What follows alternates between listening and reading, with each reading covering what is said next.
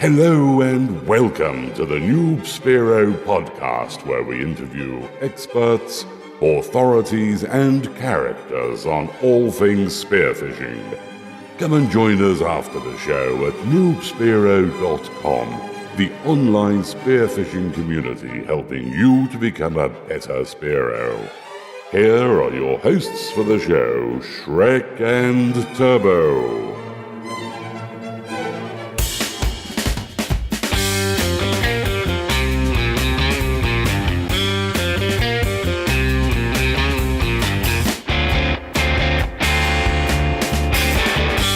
G'day, legend. Welcome aboard the Noob Spearo podcast. It's interviews with spearfishing experts, authorities, and characters from around the world. Today, we're off to the Azores archipelago. Talk about wild places. This is one of the most wild, and it's wicked.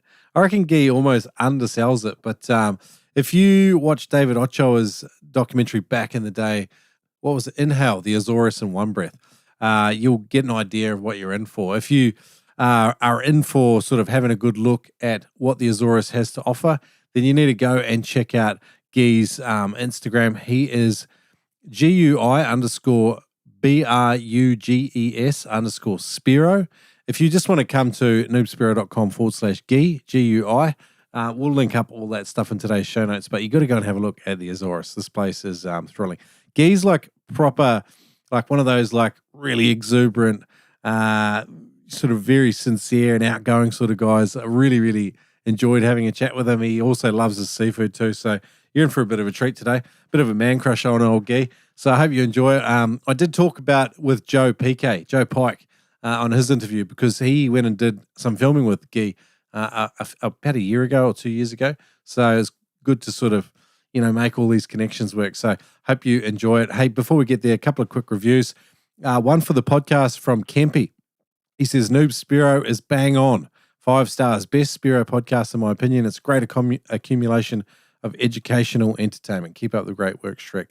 Love it. 156 people have left reviews, I think, on the iTunes or the Apple podcast store in Australia. So thank you to all of you legends that have done that at one time or another. It's always nice to read how the podcast impacts people. Another quick review. I really like this one too. It's from SF, 5 stars. What do you get when you drop a group of 20 plus Spearos, a handful of salty sailors, and a couple of fantastic hosts onto a gigantic sailboat in the Whitsundays? A freaking awesome trip. That's what. Shrek is truly a big kid trapped in the body of a ginger-bearded ogre. And the bloke sure knows how to bring out the best in people. This trip rates as one of the best in my life, and I couldn't have hoped for a better group to experience it with. Shrek, you're a bloody legend, mate. And this trip knocked it out of the park. If anybody is interested in one of Noob Spearo trips, just do it. You will thank me later. Guys, if you are interested in doing a trip, we're looking at doing back-to-back sail and spear charters next year because of the popularity. I think most of the people that went on this year's are already committed to going to next year's, and they are truly a fun and remarkable experience. It's like the backpacking spearfishing charters wet dream. It's like truly like a froth fest, like a bunch of super like-minded people, pretty cramped conditions because there's so many of us, but we get out, we go spearing every day and just enjoy fresh seafood meals. The crew are rad, and it's really special experience getting to sail and do so heading to the outer reefs off the Whitsunday Islands. It's pretty special. Go to spearfishingcourses.com.au/interested and sign up there. But hey, I've gone on well and truly enough. I do have one quick rant, and then we'll get into this podcast with Guy. Here is Sam the Waterman with an absolute blinder of a rant. Have a listen. Hey Shrek, Sam the Waterman here, Sam Mumford. It's going to be hard to keep this one under 3 minutes, to be honest, mate. But, I mean, one of the reasons why I've sort of stopped surfing so much and do so much more spearing now is because the community. Like, surfers are the worst. Like, ripping each other, it's just like no respect for each other. But why all of a sudden has the spearfishing community started turning into that? It seems like every time someone posts, a fish that they've caught when they've just started learning that you might not think is a desirable species, everyone feels the need to jump in and go, nah, don't want to catch that, mate. Oh, I should throw that back, give it to the dogs. Like, what's the need? Why are we doing that? Like, that isn't what our sport's about. It's about encouraging each other, getting the froth going, building up stoke, and just educating each other. And the same thing goes when you see it sometimes. It is a shame, admittedly, when someone shoots an illegal fish or, it might be a no-take species, undersized, oversized, and they feel the need to just publicly drag these people. I don't get it, bro. Like, why are people doing that? Like, if you really want the person to be educated, then send them a private message, say, hey, buddy, just to let you know, you might not be aware of this, but, it might be a good idea to delete the post because of these following reasons. If you start attacking someone publicly on a forum, they're not going to respond to you favorably and take your advice on board. They're just going to retaliate and think you're an absolute knob. Anyway, I could be going, I could be going all day on this one, mate. But what's happened to the peace and love? Well, it's a nice, relaxing sport that it's still in its early days. Really, it's just starting to bloom as a sport. Like, let's keep the community good. Let's keep the love for each other. Anyway, peace out. Hey, town. I very much relate to what Sam said there. Go and follow that legend on Instagram, Sam the Waterman. Great YouTube channel as well. But why are we putting a pin in people's friggin' fish? Like, everyone starts somewhere. Like, as long as you froth out and you eat it, I'm all for it. Hey, let's get into it. Gui Bruges, the Azores. Here we go. Today's Noob Spearo podcast is brought to you in partnership with Adreno. Live it, breathe it with the world's largest dive store. Huge range of equipment, always growing, always changing. They are the world's largest dive store. They are available just about everywhere. They have hassle-free returns, massive range of equipment, price match guarantee, and you can check them out online. You can even use the code NoobSpearo to save $20 on every purchase over $200 at adreno.com.au. Check them out. Boom. Absolutely mint customer service. Specialty spearfishing equipment, elite speargun performance components, unforgettable reliability. You want to find out where to buy this? Punch in Neptonics.com and shop at the best US spearfishing store, Neptonics.com. Free shipping to the lower 48 when you spend over $199, and you can use the code NOOB10 to save 10%. This is your chance to save dosh. Buy deadly good gear and experience A-grade customer service. Will you shop with the best? Visit Neptonics.com. Use the code NOOB10 to start shooting 35-pound muttons tomorrow. Actual performance may differ from advertisement. Please refer to terms and conditions to see if you're eligible to be a legend like Shrek. This advertisement was not even endorsed by Jerry and the team at Neptonics. Hoorah, and God bless America. A lot of dry training programs are not really designed for spearfishing. That's why I have got together with a bunch of legends to put together a 50-day prep program to get you in decent shape for spearfishing. It's not for everyone. It's for people that want to make the most of a trip, competition, or a charter of a lifetime. Go to noobspearo.com/spearready and have a look at what this 50-day prep program has to offer. There's a private Facebook group. There are weekly workouts that get emailed to you, and they come from experts like Adam Stern, Australian freediving record holder. They come from Jared Rosenberg, expert strength and conditioning coach from Earth and Ocean Fit. They come from Dr. Jaap Verbaas, author of Longer and Deeper, and legends like that. It's 50 days, 100% focused on action. It's a cross-training program designed to put you in the absolute best shape to go spearfishing and make the most of a trip of a lifetime. The program is designed to be performed in 3 different modalities, so no matter where you are with time, availability, and equipment, you will be able to be more spear ready by utilizing this program. Check it out, noobspearo.com/spearready. G'day, Noob Spearo community. I'm joined by Gui Bruges. Is that right? Have I got the right name? That's right. Hey, I called him Gui. I called him Gui because his name is spelled G-U-I, and as like, it's funny in the online world when you just know people from social media. You're like, how do I say his name? It's not like you introduce every video going, "Hey guys, I'm Gui." So Yeah, but my real name is Guilherme. Actually, my real name is Guilherme. Yeah, They call me Guy. Like William, and they call Will or Bill, something in English. So my real name is Guilherme. I remember I used to watch the Brazilian boogie boarder. His name was Guilherme Tarmega. He was Yeah, and they used to butcher his exactly. name. So how do you say it? How do you Guilherme. Guilherme? Okay, Guilherme. okay. Portuguese is a difficult language, I think. It's for sure because we have some sounds that if you don't practice until a certain age, you lose them. So in Yes. English, you don't have those sounds like sh. We use a lot of sh. Yeah. And I know I had to lead with that when I was tour guide. So and people Yeah. try to say some words in Portuguese, and the hard part was the sh. Mate, you have this really beautiful personality that comes out in your videos and in your social media. You're very outgoing, very friendly, very gregarious. I understand you love spearfishing. You know I do. your Instagram profile says you're a thalassophile, which means someone who loves the sea and the outdoors. I actually learned a word looking at your profile, so thank you for that. Yeah, welcome. So I'm really passionate by the sea. See, I do spearfishing since my 6 years old. So it's since very young. I started very young. So and since that, I never stopped. And actually, it was with the help of my mom. So it was my mom that supported me with that. It was not my dad. It was my mom Wow. because my mom did spearfishing with her brothers. Ah. Was we just catch like a trigger fish because it was very easy to catch. Mm. But was it was her who supported me. That's very cool. That's an Yeah, it unusual is. story too. Tell me about learning to dive with your mum then. Like, what was that like? Like, did you just sort of hang off her I never arm? dove with my mom. So my Ah, mom, unfortunately, my mom's still alive, but she has a problem with her back. Has a tumor since very young. oh wow. She lives with that.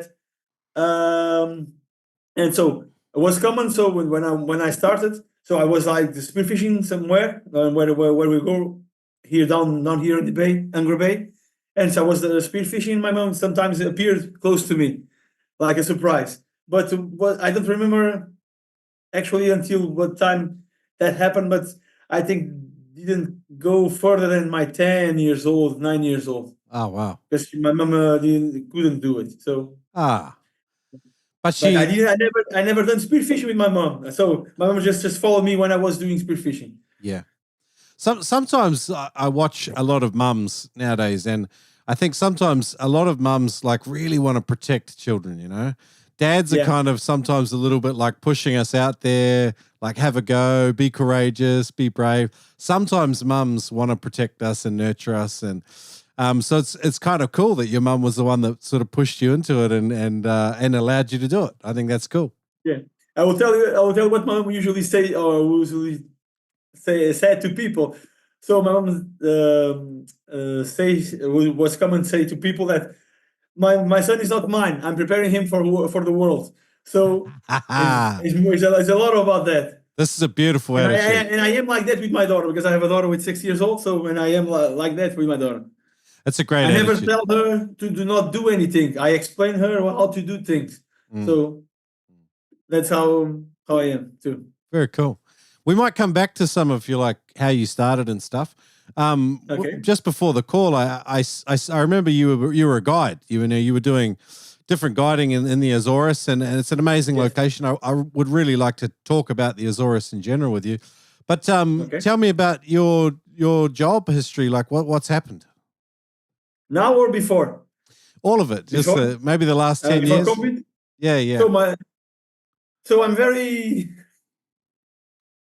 I'm not remembering the word now.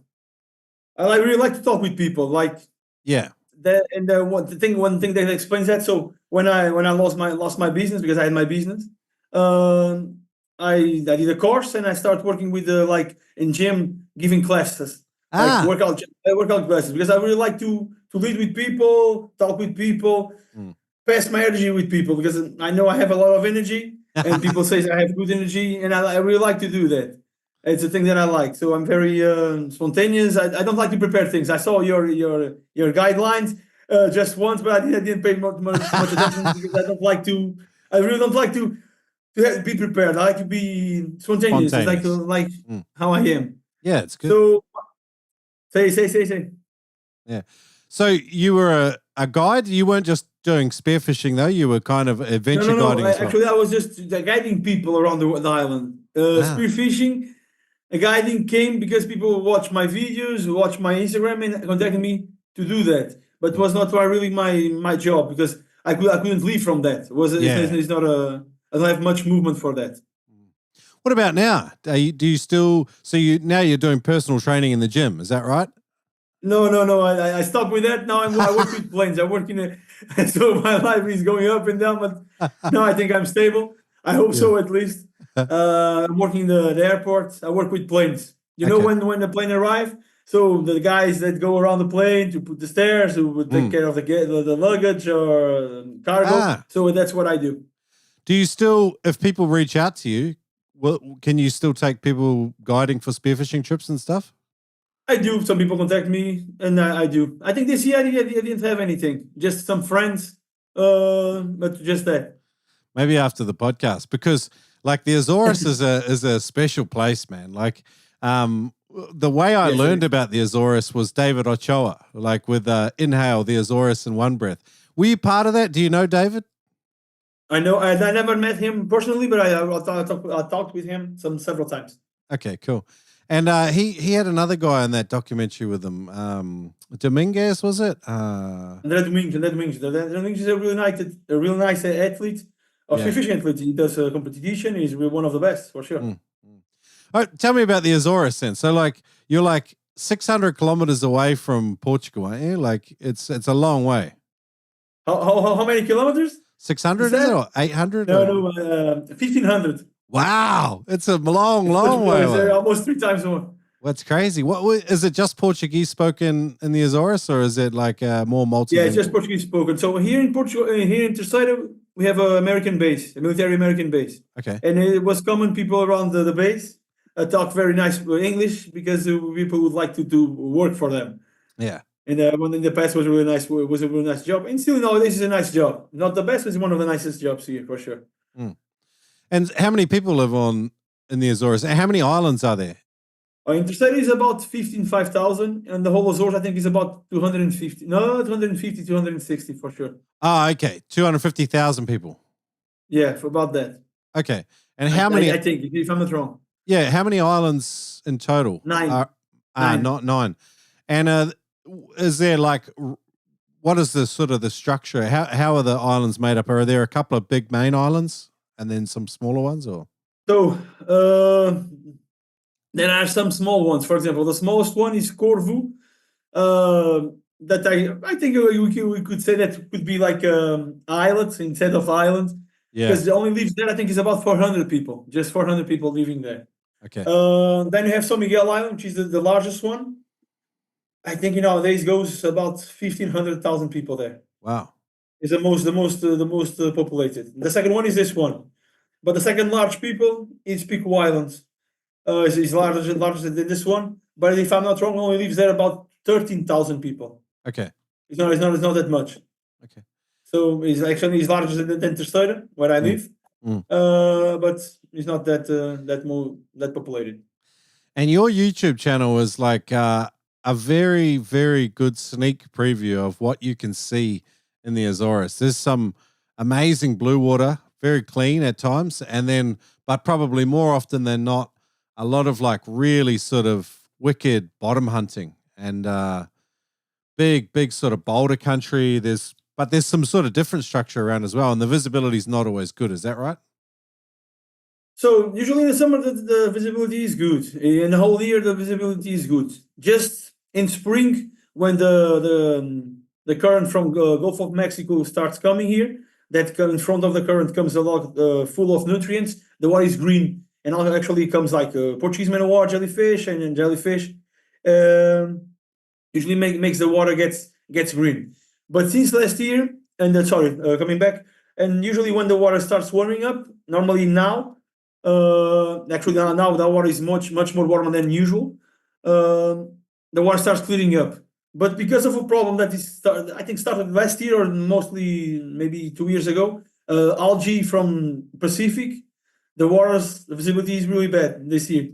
The waters are getting. I don't know that. Actually, I will be honest. I don't know the name of the algae, but the water is very green. It's very green. Certain places the water is clear, but not that clear that usually is in this time of the year. For have an idea, normally the water temperature goes up to 23, 24 offshore.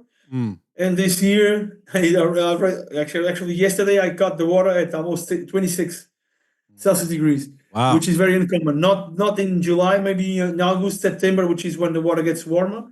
Gets really, it's really warmer now. Like you sort of touched on, though, sometimes the dirty water is very nutrient dense. With this algae, is it a lot of phytoplankton, plankton? Is it nutrient dense? Yes. Usually normally it's like that, but with algae, no. With that algae, it's different. It's different. It looks more dirty water. You get amazing species there, like a big range too. Like there's your amberjack. Yeah, you quite often shoot eels, which I wanted to talk a bit about. There's barracuda. There's a really cool looking species too that you've shot too. I don't know the name of it, but I think it's, and I'm going to pronounce this wrong. It's okay. The Latin is Epinephelus marginatus. Do you know this one? I'm not understanding which one is. I'm going to show you a picture. I'm going to break all the rules of an audio podcast there. But it's just the Dusky Groper. Sorry. It's just the Dusky Groper. Okay. Yeah. So it's different. Okay. Yeah. I didn't understand with I'm terrible with the Latin accent. So Epinephelus marginatus is Latin. So we have them here, and they have a lot, but it's forbidden to catch for spearfishing. Wow. Only for spearfishing. And sometimes I see really big ones. That's tough. You can catch them in any other kind of fishing art. Only spearfishing you can't. It's just some business and some stupid stuff, in my opinion. Like sometimes it's maybe a good conversation to have with you. Some of the groper species are very dumb to spearfishermen. Like they arguably they're easier for us to target than most other forms of fishing. Would you agree? I agree and do not agree. I agree and not agree. So the way we catch fish, mostly that kind of fish, which we call the bottom fish, we need to get ways to approach to them. Of course, a big fish, if it feels confident, comes to you too. But if we are talking that because it's a Dusky Groper. But if you talk about a Gallyjack or you have another white Trevally, whatever you want to call, when you are down in the bottom doing like agachon, I don't know if you know that term, it's a French term that when you stay in the bottom and you wait for the fish. If another fish comes to you and can be a pelagic fish, it's not a problem. But if you do that and the Dusky Groper comes to you, it's a problem. Why? Why it's a problem? Because any bottom fish you can domesticate them. A moray eel, a conger eel, like a black combo tail, which is a small kind of grouper. Any other kind of fish you can domesticate, but because a Dusky Groper is here, it's one of the gets larger. Why is a problem? I don't know why. Because if you are fishing with a hook, it's how I can say that not selective. I think it's not selective.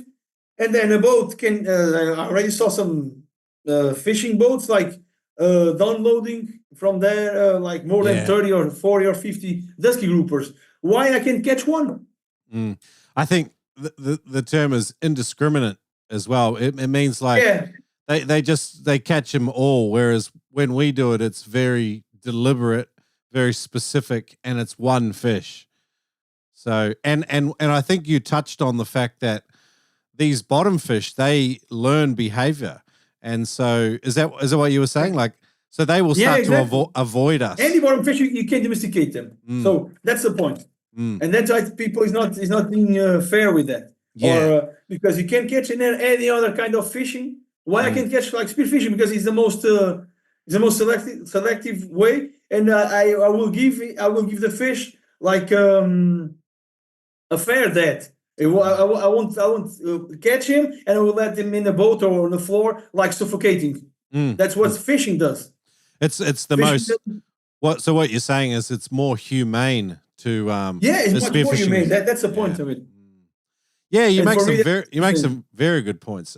That's why I asked you too, because you have local knowledge too. Like a lot of yeah. people, we don't understand each other's environments too. And like in Australia, down so where I am on the east coast, you have like Queensland is the northern state, and then below Queensland you have New South Wales. In Queensland, we're allowed to shoot blue groper, which are not actually a groper species; they are a wrasse species. But in New South Wales, it's illegal. And someone shot one a little while ago because they're protected there. They're everywhere, very populous. And because of that, like some people said, oh, you shot our pet. You know, this is our pet. But there's hundreds of these fish everywhere. But there was a big public outrage about it, mostly because people don't have a lot of good information about it all. The guy shouldn't have shot it, but, you know, perception is not always, you know, it needs to be informed by knowledge, you know. So anyway, big conversation. And I think the best knowledge can come from spearfishing or spearos in this case, because you see underwater. You don't see out of the water. You are not fishing in thinking it can be like this, can be that. I see underwater, so I see a lot of dusky groupers. A lot of them I have no holes where they are there. And if you think like this, dusky grouper probably is the fish that kills more spearos. Not the fish, but it's not that easy to catch a dusky grouper. Yeah. Yes. If it's inside of a hole, it can be very, very hard work to remove it for sure. You do some deep dives and you do some longer dives, but you also do some shallow dives and you like doing blue water stuff. You don't always dive long. You don't always dive deep. I like the variety, because some Spearos get stuck in the mentality that it always has to be deep and it always has to be long. And I sort of think like in some ways that you know, that challenge to yourself is really cool. But so other times I just think, well, what are we doing here? We're just trying to get some fish, you know? So I like how you have a bit of a balance. Another species you get there, the barred hogfish. Do you know this one? I know. We call there's from the Portuguese is dogfish. Dogfish, because it has the canine teeth. That's why we call it has like 4 canine teeth like a dog. Exactly the same. But we call dogfish. There's something from the Portuguese. In English it's better with hogfish. Yeah, it's like a hogfish. I don't. So it's different. It's a bit different. Yeah. Well, the guys over in Florida and Bahamas, they have their own hogfish. It's kind of related, but very different colors, isn't it? It is. Is it? Are they? This one here is the male is mostly red with a blue stripe, and the female usually from the half body down is yellow, and then up is red, and then the top the fin is blue. Do you like to hunt these? Are they good to eat? Are they hard to hunt? Yeah, they're nice. So usually it's a fish that it's deep. It's not normally is under 25 meters. Sometimes you can see them a little bit more shallow, but actually in Azores Islands, not that common to see them very shallow. But I remember years ago when I was 15 years old, I remember in Santa Maria Island I saw them like at 15 meters or maybe less. Not that deep, but I remember to see them there. Five years ago. What? Sorry? 5 years ago. No. When I was 15 years, and nowadays I'm 37. So. I thought you were only about 20. So. No, 20. no. So, do you think? I wish. Do you think the fishery has changed much in 20, 30 years looking into the ocean? And has it changed for better or worse? Or tell me about. For worse. Tell me about your. When I was 15 years old, I remember getting in the water be like in an aquarium. So fish everywhere. I have an image. I don't know how old I was, but maybe I was 12 or 13 years old. I think about that. I was getting in the water with my cousin, and was fish everywhere. Like barracudas, jellyjacks passing by, Atlantic bonito, amberjacks. Was fish everywhere. And I remember that bay was full of fishing nets. Oh, wow. And I remember years after years, that bay was full of fishing nets. So we could have much more fish. I'll be honest with you. Nowadays, the Azores are not a destination for spearfishing. So sometimes people see my videos or watch my videos and creates an idea that is wrong. So to make those videos, I go to the water several times to make one. For example, I went yesterday to the water. I only shot once, and when I caught a nice fish, was almost 8 kilos of jellyjack, and it was the only fish I saw. A decent fish that I saw was the only one. So it was a school that was more there, maybe one or two more better. And when I was doing the Aga show on the bottom, I saw some Atlantic bonito passing by, but it was only that moment that I saw fish. So and I was outside in a reef like that stays about 5 miles away from the shore. Wow. No, maybe more. I say it's 3 kilometers. Yeah. 3 kilometers, 2 miles. We talking kilometers in Australia, same. Yeah, it's about 3.5 kilometers off the shore, offshore. So it's not that easy to catch fish here. And sometimes I remember I already got people from Norway, and those are guys that I used to fish until 5 meters depth. So when you come here with with that, it's not that easy to catch fish. If you can have luck, so if you get a day with wahoo, so you don't have to dive that deep because sometimes most of the times they are close to the surface. Just have to be stable to give a shot.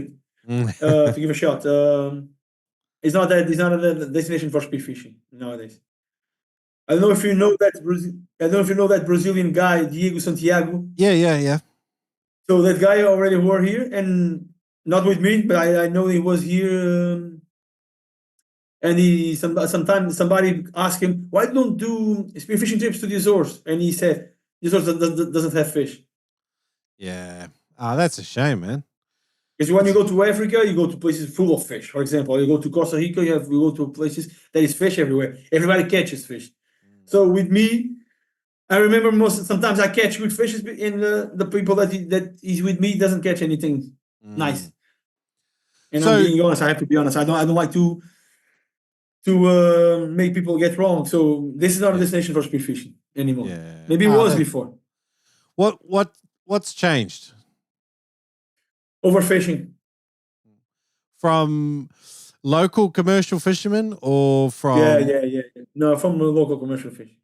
And is that a problem of like fisheries rules and enforcement, or is it just is there corruption? Like I know it's a big and it's probably a shitty question to ask you. No, it's not. I think so for me the biggest problem is you only care about the fish when the stocks are getting low. You don't think before.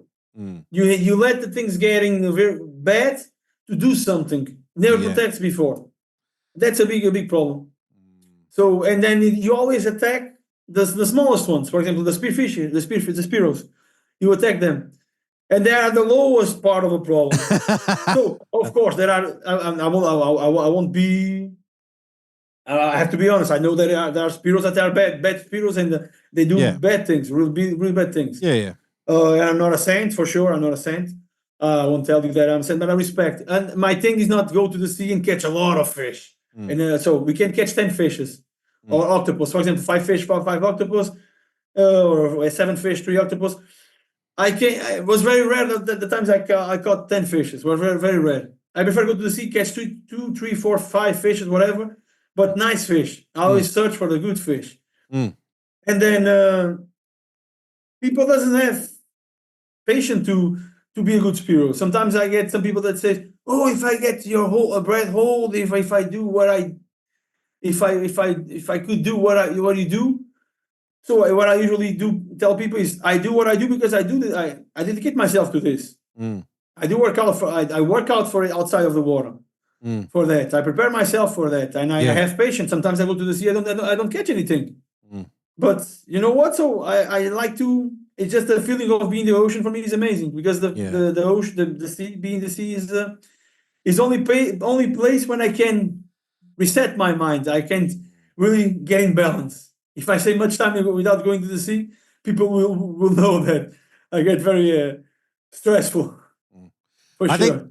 I think there's 3 reasons why, if I was going to come and do a trip in the Azores, I would want to come with you. 1 is you're an amazing Spearo. 2 is you're a very friendly, outgoing guy. But the third reason is that I think that there's a lot of other things around the Azores on land to go and do and to look at that are also amazing. You also love seafood too. So I think the experience, and I sometimes I look at spearfishing tourism. It's growing. I think people love traveling to shoot dream fish and go to amazing destinations. I don't have any problems with it at all. I think it's very cool. As long as we don't go somewhere and, like you say, like shoot 20 fish for no reason. Like, how about we just shoot 3 or 4? For sure. Yeah. In and around spearfishing tourism, we should try to, go to places where maybe they have a different language and different ways of having seafood and other things to go and do in and around the Azores. But, it's this amazing group of islands. You're miles from anywhere. It seems beautiful. Tell me a little bit about seafood and your family, how you guys approach the fish that you bring home and the octopus. Is it polpo in Portuguese? In Portuguese is polvo. Polvo in Spanish. Polvo. Okay. Polvo. Okay, polvo. Okay. So I'm not a fan of polvo, but sometimes I catch them. And I usually give to my mom because my mom loves polvo, loves octopus. What usually do? I do more that kind of stuff. I like to cook. I really like to cook. I have pleasure cooking, and usually I do I get some friends together. I go to a place because around the island we have a lot of barbecue places, really nice ones, and sometimes I go to a house of a friend that has a big garage or something like this, and do barbecues. And that's the way I like to. How you like to say destroy the fish I catch. It's in a good way, not in a bad way. Yeah, I understand. Because sharing moments is one of the best things we have in life. I also give fish to family. I give to my mom, my parents, whatever. I keep some for me. That's what I do. I don't like to catch a lot of fish, and as you already know, but I like to catch nice fish. That's the way we take care of the fish. The white trevally that you get there, that looks amazing. Like in New Zealand, I think it's a species of trevally. They call it the Three Kings trevally. It looks very similar, but I couldn't find a lot of information or the Latin name for this. Tell me about the white trevally, though. White trevally is a resident fish here in the Azores, not a pelagic fish, not a fish that comes in the summer. And I can tell you that is my favorite fish to catch all year round, because it's a very nervous fish. It's a fish that you see usually in the normal way you catch them in caves, large caves. Oh wow! And and then maybe I remember a place here that was very common to catch them doing agachon, waiting in the bottom. And that's the way that I really like to catch them more. It's like doing agachon because they're very nervous fish and you have to attract them.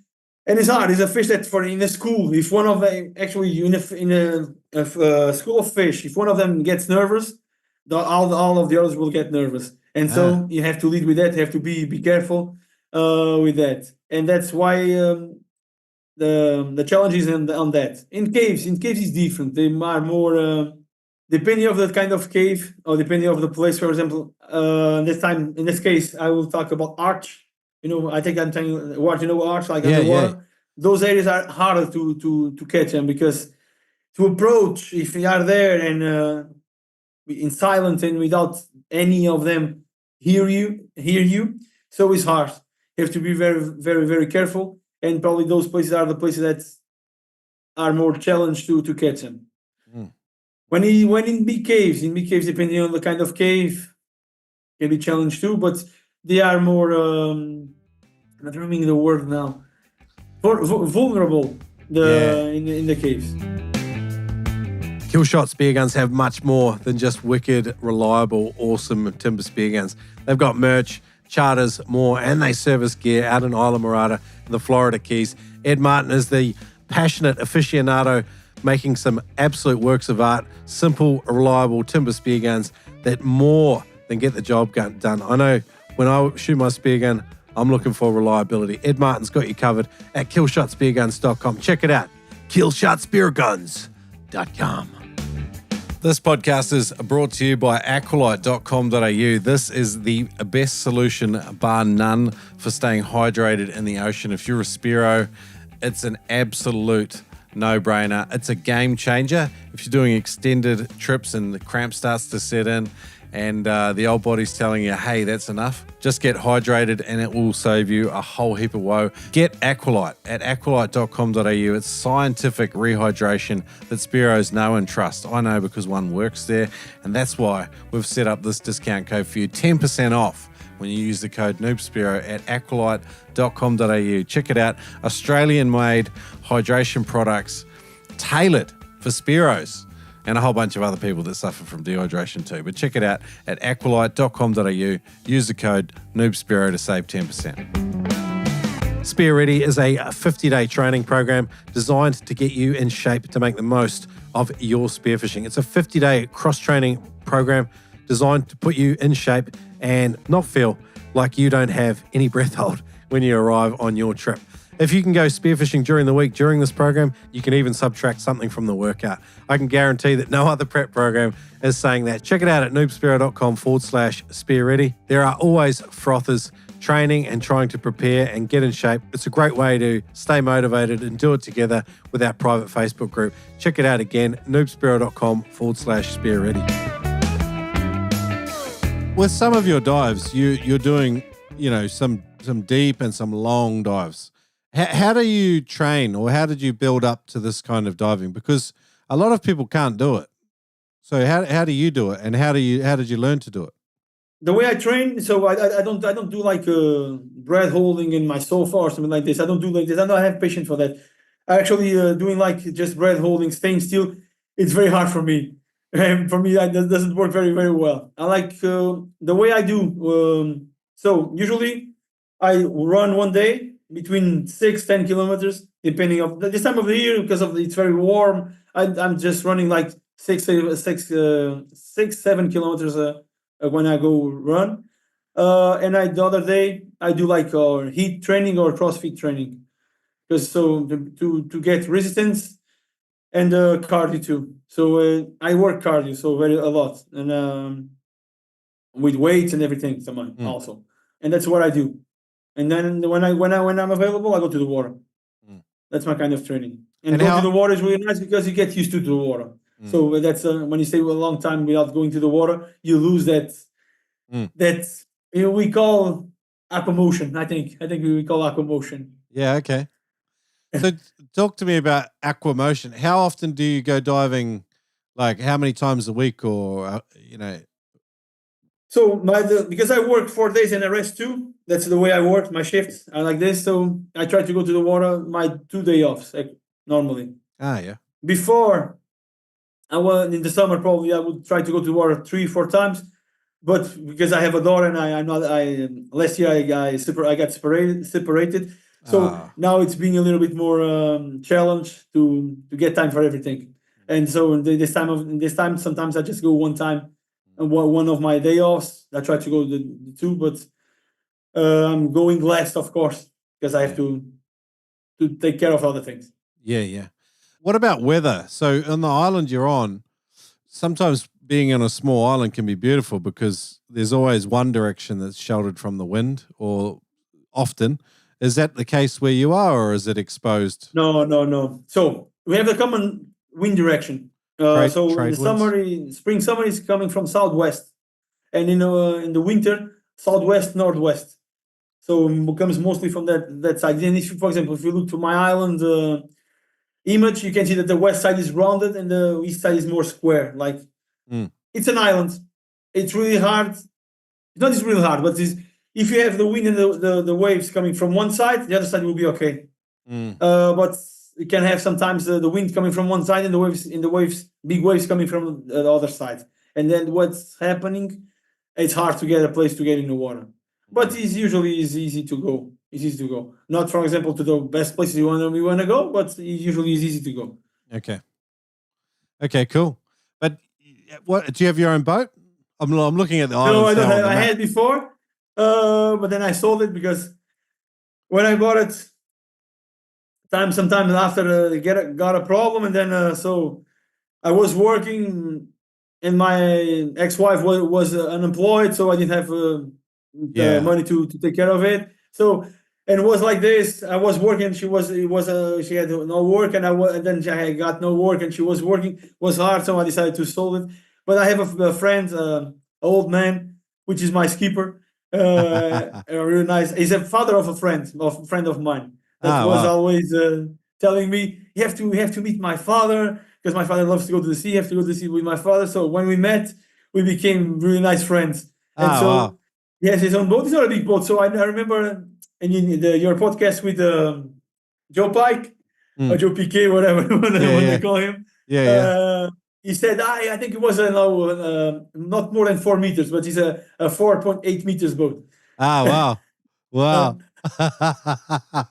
He really likes you, man. Joe does. He speaks He's a really very nice highly. person. Really nice. I really like to also to met the chef, the Mike Robinson, I think is the name of him. I learned some tricks with him. Yeah, really very nice. cool. It's cool that they find people like you when they make their TV show, Guy, because like there's nothing like meeting some outgoing local who will show you, what the Azores is really like. I think that's pretty cool. I think it was nice. I think for me it was really nice to meet them and share experience with them. It was really nice. It's really nice to share that kind of experiences. I get rich with that, and I think they get rich with that, with knowledge and experience. And I think that's the way we should take life. In Australia, there's a big stigma around barracuda. Like people here think the barracuda are just terrible eating, and no one wants to, eat them. Some people, when they do shoot them, the barracuda bite them. Like I've got a mate who was bit in the groin twice by a barracuda, narrowly missing his wedding tackle. But you guys hunt them there, and you have some interesting techniques for hunting them. Can you talk about barracuda? Why do you like them? And so I never had problems with the barracuda attack me. I think I was remembering just once when you start talking about that. Was I shot once and she was fighting, and then I remember she went right my side, and I think it was not on purpose to attack me. I just was trying to just run away. She hit me and opened a hole in my wetsuit. But I think it was not a bite. It was just because it's a smooth skin wetsuit and opened just a hole. So barracuda is a really nice eating fish. I remember with my parents usually just fry them, just like to give flavor. Just put them in you slice them up, and then you put in white wine, garlic, and some bay leaves and salt, and fry them. I'm not a fan of fried fish. The only two kinds of fish I really like to eat is a fork-eared fish in fillet, like breaded and with egg and fried. Yeah. And red mullet. No, red race. I think they are really nice, but I have to be honest, I don't eat them much fried actually. So barracuda, I think the best way to eat them is grilled. It's really nice when you catch big ones.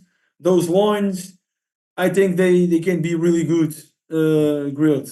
If you don't let it get dry, can be a really really nice fish. And to catch them, so I have mostly two ways to catch them. So like on the bottom, like I shown. They can be not a big challenge, not like a jellyjack, because usually they approach easily with some throat noises, or when you're on the surface and you see the school under you, go slowly, like to do a fall. Sometimes you do like I show, like a middle water in the middle of a big school, they can approach too, but it's mostly like that. It's mostly like that. I see you banging on your guns and banging on rocks, making some loud noises, trying to get them to come in. I was like, wow, they are a fish that respond to noise. That's pretty cool. Now some brands have a new tool that you. Yeah. A friend of mine brought me one. Well, actually, it was a week ago. I have to test it if it works or not. They call it a fish caller in English. I think Hermes. Exactly, fish caller, exactly. Hermes Sub has one, but Neptonics in the US has one as well. I'm curious to try one. But the noise is the same noise that the lobsters they do with those antennas or something like that. Yeah. The noise is exactly the same. Out of the water, no, but inside of the water is exactly the same. When you grill a barracuda, what do you put on it? Just salt, the beginning, and then we have I really like to do a sauce that we do here, which is with butter, garlic, and they have a kind of red pepper that's spicy. Okay. I don't know if I can. So we sometimes we use the little ones that we call. They are so spicy that we call them the little bitches. So it's a really nice. It gives a really nice flavor to the fish. But in the end part of the fish, I do that. Sometimes you just cover with you put in like a plate, and then you cover with you put the sauce, and then you put silver paper over it. Yeah, and you put in a little bit more in the grill, and then you let it there just to push the sauce in, and it gets really flavored. Sounds good. Really tasty. Sounds good.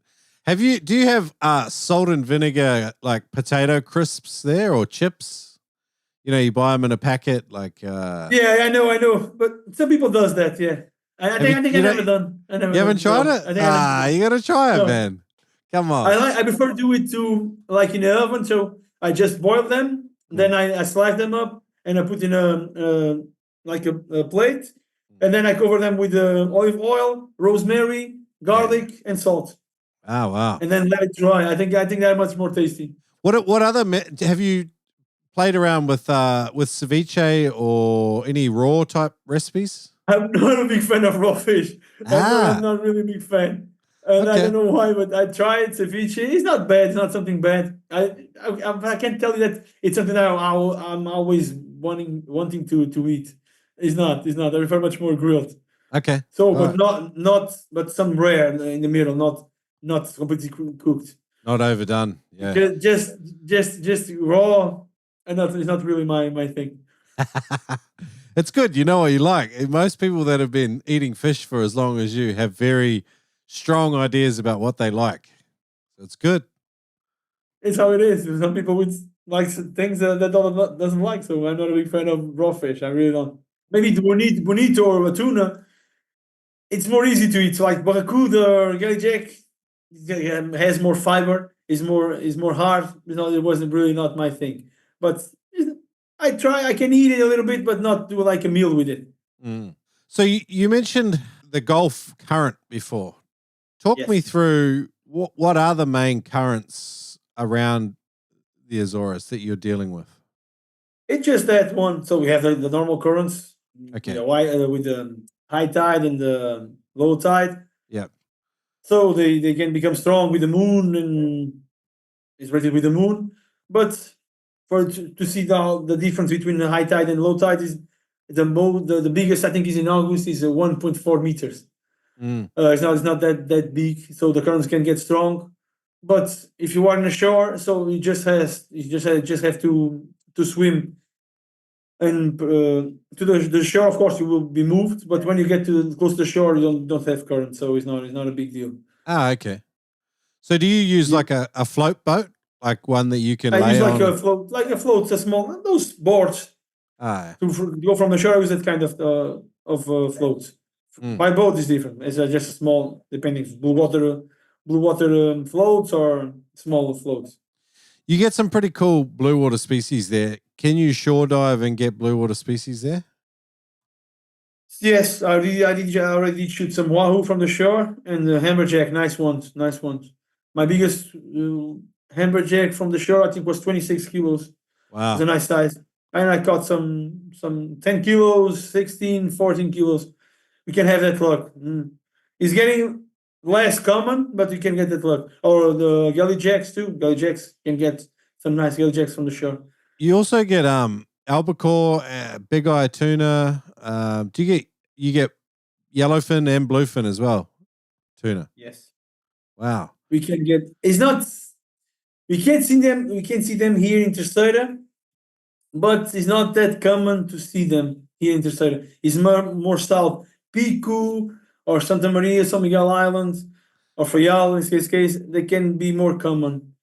Sometimes I search for them, but I never had the luck. I caught some small tuna here, like yellowfin tuna, but the biggest I think was 10 kilos here. But but you can have the luck of catch big ones. So between like the sort of the north westernmost islands and then the southeasternmost islands, it's actually quite a long way, isn't it? It's like 400 kilometers, maybe. It is. It's a long way to travel by boat. By plane from São Miguel to Flores, I think it's about an hour and 15, if I'm not wrong. Wow. So it's not that close. Wow. When you have islands, for example, I live in the central group because we are 3 groups of islands. The east one, the central one, and the west one. So where I live, for example, the closest island is São Jorge Island. A flight is like 15 minutes, not more than that. Wow. For example, Graciosa Island also is 15 minutes. It's close. Some people ask me, if you go by boat, you can go by ferry. You can, but it will take much more time. It take hours, to get there. So I always tell people, if you don't have a car, if you are not from an island, from here, for example, I can go to other island, take my car, go by plane. Won't be much more expensive, and it will be we win time for sure. Because by boat, for example, from here to São Jorge, about 5 hours or 4 hours by boat, by ferry. So it's a big difference in time. One thing when you're sort of in the the sort of European area, like everything, there's a lot of countries that are very close to you. Have you traveled much and gone spearfishing? Are you interested in that? I am interested in that, but I never done that yet, at least. But it's something that I want to do. I think sometimes when you are a person like you and you've had people from all over the world come and visit you, you probably have a good network of people to go diving with when you do decide. I think I do. So, I have to be honest, for example, Joe Pike, going to UK is not a place that I wanted to go fishing. So cold waters, they're very dirty. The fish doesn't, maybe he has 1 or 2 fish that I would like to catch. But for example, in South, I never went to south of Portugal mainland, but they have like a lot of snappers, that, or I don't know how you call that fish in English. Bass? I think in Australia you call mulloway. Yeah. Corvina, They is have it? that. Or And I would like to catch one big, of course. South of Portugal would be much more interesting for that. Yeah. For example, like go to Mediterranean. No, it's not something that calls my attention to go spearfishing. Like to go to Africa. Yes, of course.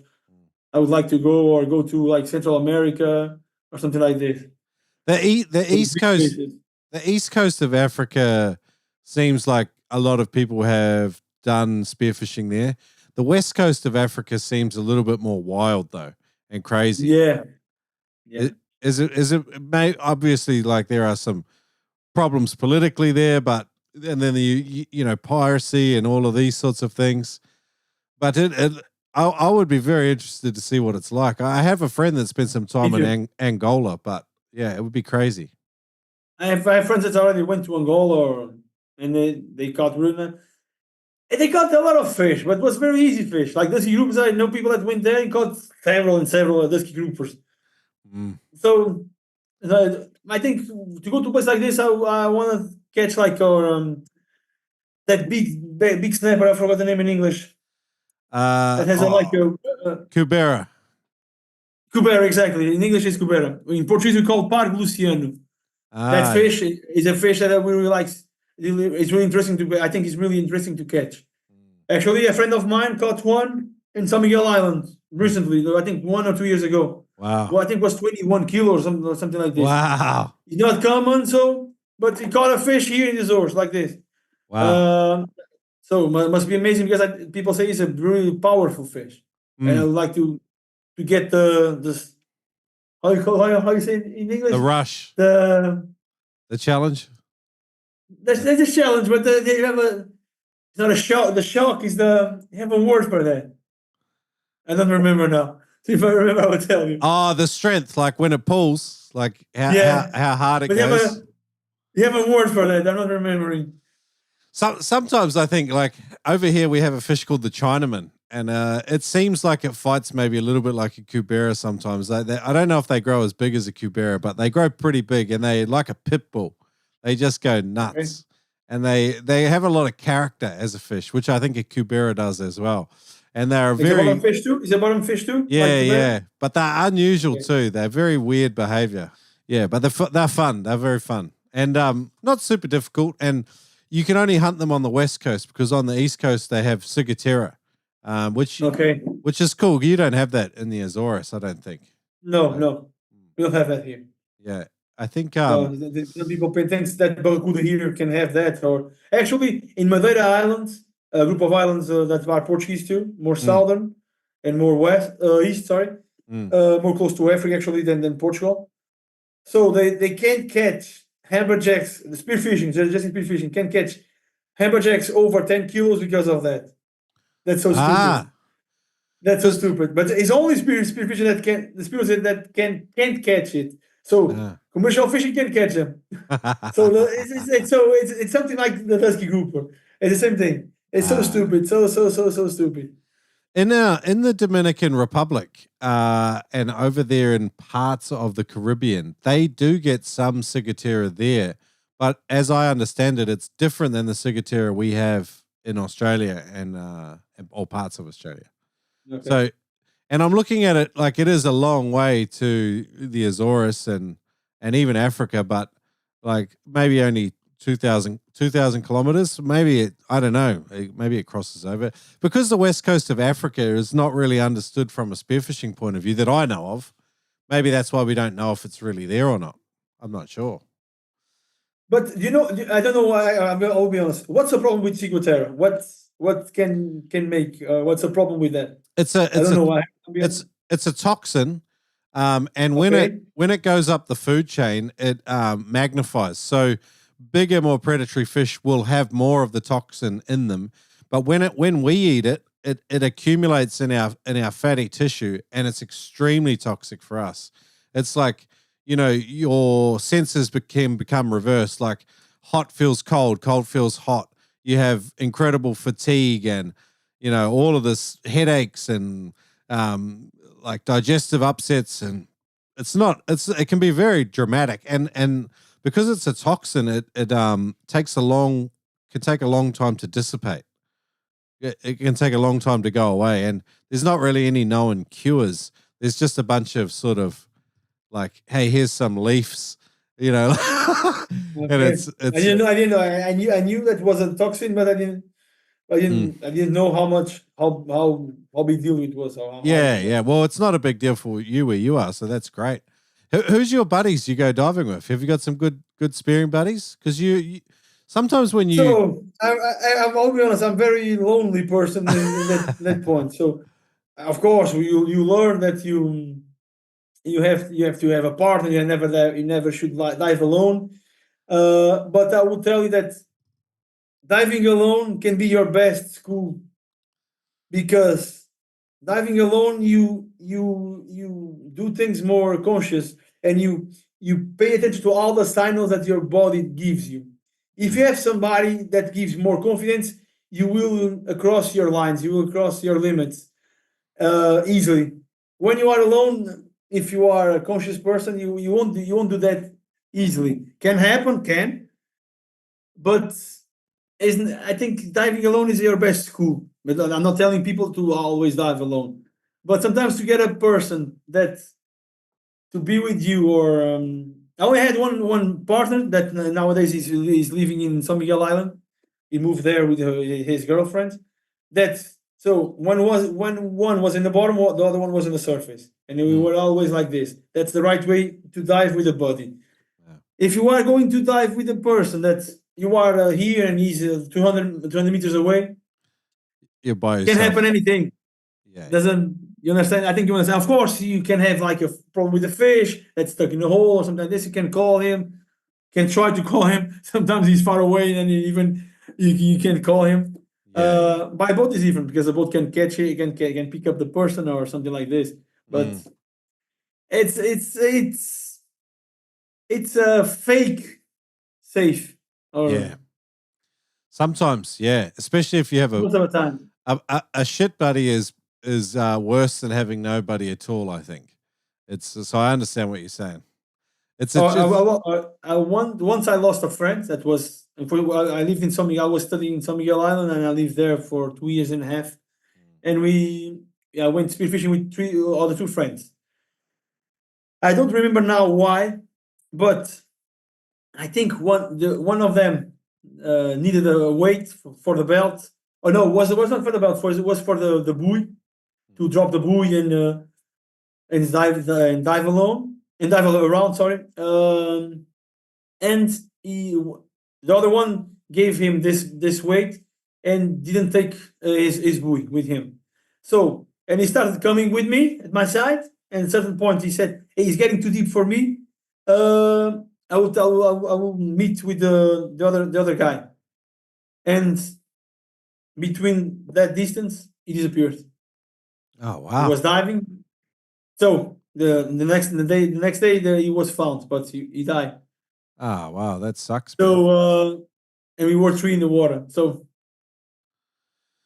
wow, it was really tough for me. It was really hard for me to restart spearfishing. But I'm a person that I like to go against my fears and my traumas. I like to fight them. But it was really hard. It was really hard. Wow. Yeah, it's hard when you don't have a. Sometimes with the buddy systems here, we tend to like when you're in a good buddy system, it can be very like all military. You know, like the communication is nonverbal. You have a very specific way of doing things. But then sometimes when you're with people that you don't have that familiarity with or that system, or you're just more or less going together, but you're all diving solo, it's hard, man. It's hard. It is. Because diving with somebody, you feel some confidence. Of course, you feel some confidence, but it doesn't give you. You are not safe because you have somebody there. Yes. You are not safe because you have somebody there. Yeah. If you dive with somebody on the surface and you're down, but even you have to have somebody that has the same performance that you have. You can go so deep as you go. Because if not, it's the same thing. Yes. Yeah. I hear what you're saying. You just have somebody to say, oh, it's there, it's down there. I can't reach it, but it's down there. Yeah. Oh, I had another friend that died doing spearfishing. It was right here down in the bay, Younger Bay. So he was with a cousin. The cousin knew where he was, but couldn't reach him. And he was not that deep. I think it was 18 meters. Wow. So be with somebody gives you more confidence. So it gives you, and can sometimes I think that confidence can be your dad. It's a good thing to think about and try and understand. I think I hear what you're saying. It can give you a false level of security. Exactly. I think about a dive buddy as a risk mitigation strategy. Like it's a way to minimize risk, but it's not. It doesn't remove or reduce your personal responsibility to dive smart and dive safe. But I hear your point. I think it's a good one. And then if you are alone, you will be more conscious, much more conscious. Yeah, true. You won't cross easily. Actually, sometimes you can have anything that you are not expecting, and you cross your line. Can happen. I don't remember now, but I remember. For example, I think it was last year. I think it was the first dive of last year. I shot Conger Eel, and then I came up, but yeah, I didn't pull off. I didn't pull the Conger Eel out of the hole that moment, and then my feet got tangled in the shooting line. So I was alone. So actually, until now, I'm usually in that kind of situation. I'm really cold, so I stopped. I didn't try to push, pull, and to make things untangled. So I stopped in middle water, and I used the knife and cut the line, and it came to the surface. Wow! But some people can get very stressful with it. I think I have a video with that. I think was the first one of last year, if I'm not wrong, January of last year. I'm going to try and I'll link it up. I'll link just while we're talking, Guy. I'll link up all of the stuff we chat about today. So if people go to noobspearo.com/Guy, GUI, I'll link up this video and all your social media and stuff. So thank you. No worries. So in the video, you're coming up from shooting a conger eel. The shooting line tangles around your fins. Around one of my foot. One of my foot. I don't know how it happened, but it can happen. That can happen. Do you use like Dyneema shooting line, or are you? Yeah. Yeah. I use Dyneema. Yeah. Dyneema is really hard to break. Yeah. It's not easy to break. Dyneema is really a very strong line. I just switched to Dyneema from monofilament, and I relied on the memory of monofilament. You know how the memory, it stays in the same place? With Dyneema, you have to like think a lot more about tangles. You have to be very clever about it. I didn't really realize. I had a recent dangerous situation, so it's a lesson I've just learned. So you paused. What's your self-talk when something like that happens? Because I tried it. I tried some self-talk, and it lasted for 5 seconds, and then I kind of panicked as well. It can be hard, but it's how it is. It's how it is, because the monofilament, you can stretch. You can break it. I don't know. I never had problems with like that. Besides untangle the rope and the rubbers, or in the head of muzzle of the spear gun. I never had problems with get tangled with the monofilament. But it's something that we have to think about it always. And I think the secret is always stop and think, look and think, not trying to pull. And so I was alone. If I could have somebody if he's diving with me in that situation, but if he was over me on the surface looking to me, I was done. I would be done. Yeah. Wow. So diving with a dive buddy is really nice. It's a false security. Spear Ready is a 50-day training program designed to get you in shape to make the most of your spearfishing. It's a 50-day cross-training program designed to put you in shape and not feel like you don't have any breath hold when you arrive on your trip. If you can go spearfishing during the week during this program, you can even subtract something from the workout. I can guarantee that no other prep program is saying that. Check it out at noobspearo.com/spear ready. There are always frothers training and trying to prepare and get in shape. It's a great way to stay motivated and do it together with our private Facebook group. Check it out again, noobspearo.com/spear ready. As soon as I say anything about freediving safety, I can hear the eye rolls from across the podcast. In fact, you're probably thinking, but Tad, I've never had a problem. I don't push myself. I'm in tune with my body. I know my limits. What is 100% true about that statement is you can always say that statement unless you died from a blackout. You've probably heard of someone in your local waters that died from a blackout, and they used to be able to say the same thing, and then they blacked out and they died, and they can no longer say that. That's the way that argument works. My name is Ted Hardy. I'm the founder of Immersion Freediving, and my goal is to do more to stop fatalities from shallow water blackout than any other person on the planet. I never liked the idea that the information on how to not kill yourself while spearfishing was gated behind the paywall of a freediving course. What if there's no instructor within 200 miles? What if you can't afford a course? What if you can't get time off work? So sad, too bad, you just don't get access to the information needed to dive safely? That's why I created freedivingsafety.com. It's a free course that will teach you how to reduce your risk of having a blackout and teach you how to save your buddy's life if they had a blackout. Dive safe out there. It's not even that hard, especially when you can learn for free at freedivingsafety.com. Yeehaw!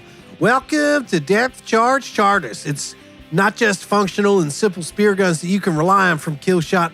It's Depth Charge Charters as well, part of the Killshot family. These guys go out of their way to ensure you have a great time on the water.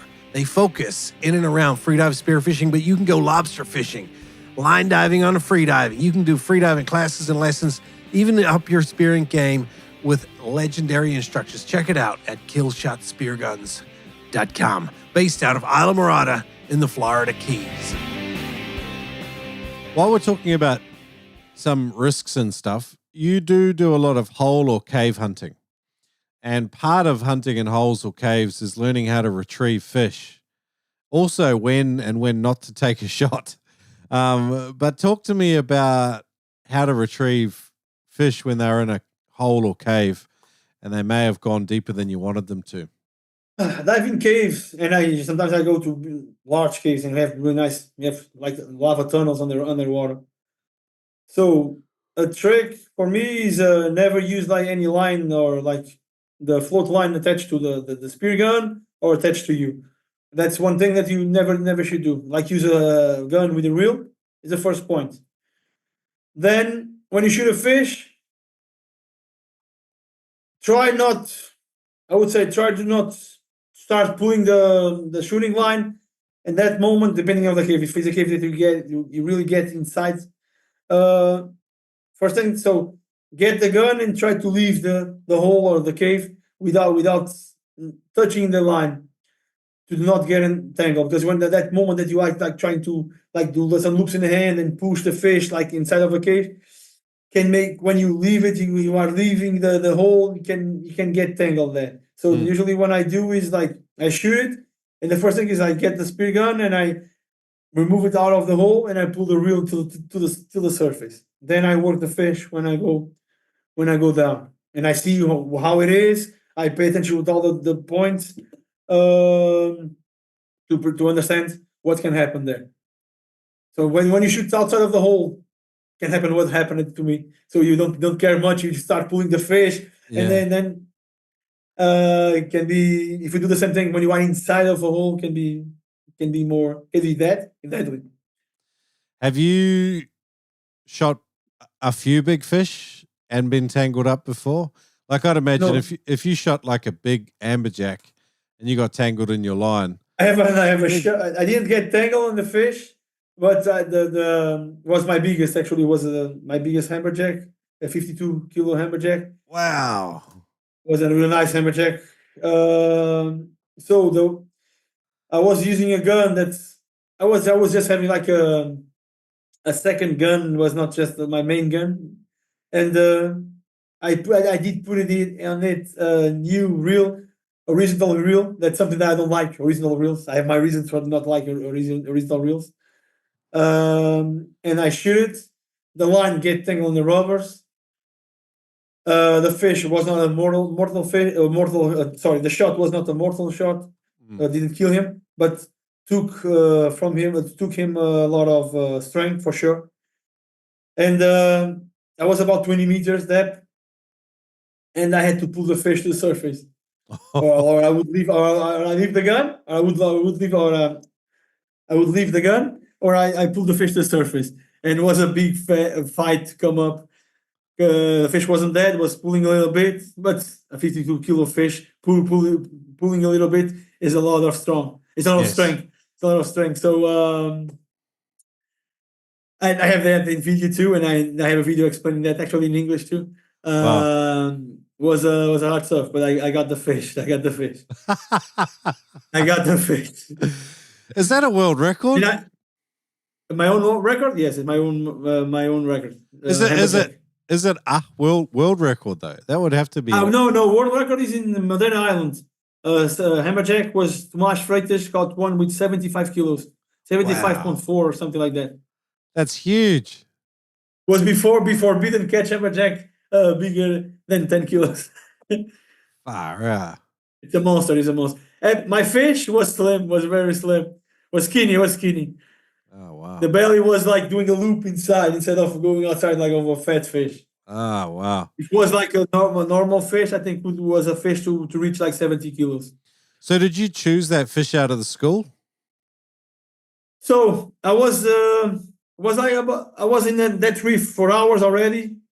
For some hours, I don't know, maybe 3-4 hours in the water already, and I was searching for big amberjack, but I was not looking for them. So I started catching all the nice fish that was passing by. I caught some really nice Tangy Bonito, like 7-8 kilos Tangy Bonito. I know I caught one Gellyjack with almost 9 kilos or something like that. Wow. I caught some nice big Barracudas, like 8-7 kilos.